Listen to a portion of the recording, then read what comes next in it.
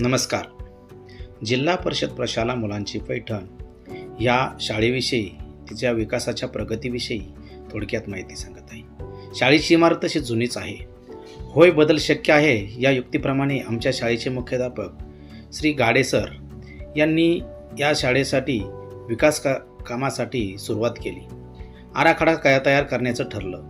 शाळा विकास आराखड्यामध्ये मैदान तयार कुंपण, शालेय इमारत दुरुस्ती, रंगकाम, वृक्षारोपण, वृक्ष संवर्धन या गोष्टीची नियोजन केलं. पहिली जुनी इमारत आणि आजची इमारत खूपच फरक आहे. शाळेचा आराखडा तयार झाल्यानंतर आता त्याच्या दुरुस्तीच्या कामाला सुरुवात झाली.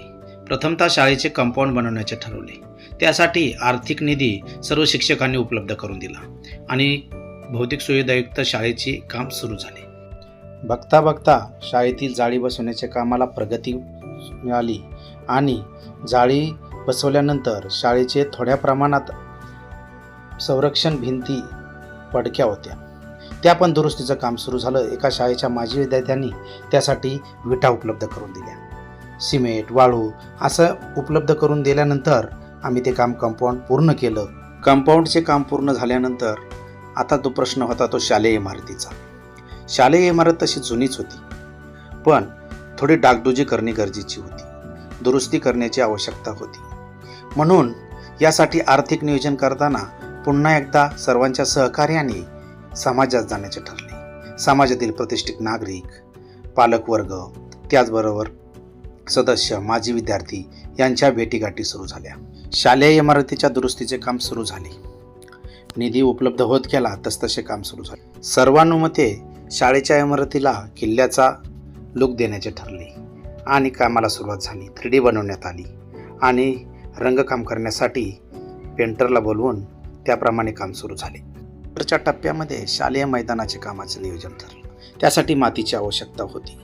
काही प्रमाणात माती आम्ही आणू शकलो आणि काही प्रमाणात आपल्या जवळील भागातील नगरसेवक यांनी आम्हाला माती उपलब्ध करून दिली. यानंतर वृक्षारोपणाचं नियोजन करण्यात आलं. शाळेच्या माजी शिक्षिका यांनी आम्हाला खूप प्रमाणात झाडे दिली.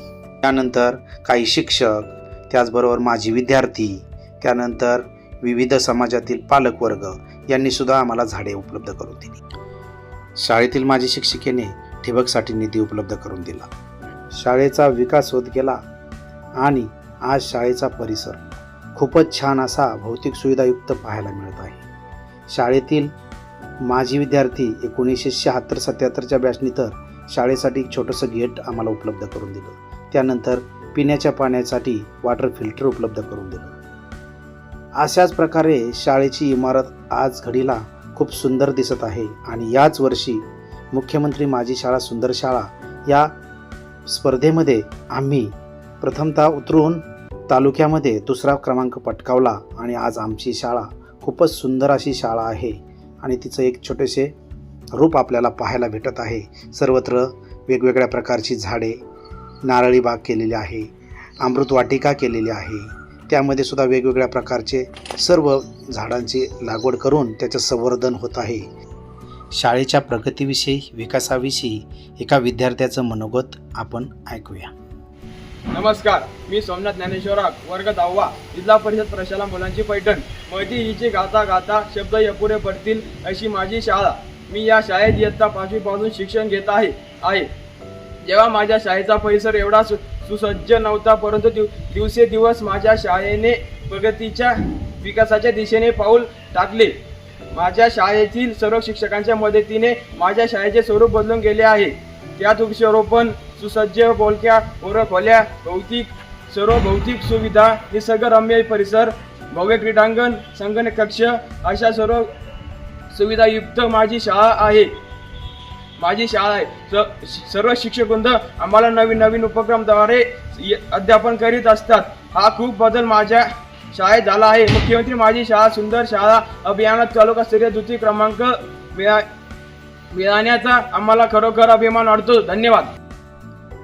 शाळेच्या विकासासाठी वेळोवेळी मार्गदर्शन करणारे आमच्या तालुक्याचे गट शिक्षण अधिकारी श्री केदार साहेब, शिक्षण विस्तार अधिकारी श्री लोखंडे साहेब, मुस्ताक शेख साहेब, पुदाट साहेब आणि आमचे मुख्याध्यापक श्री गाडे सर यांचे खूप खूप आभार.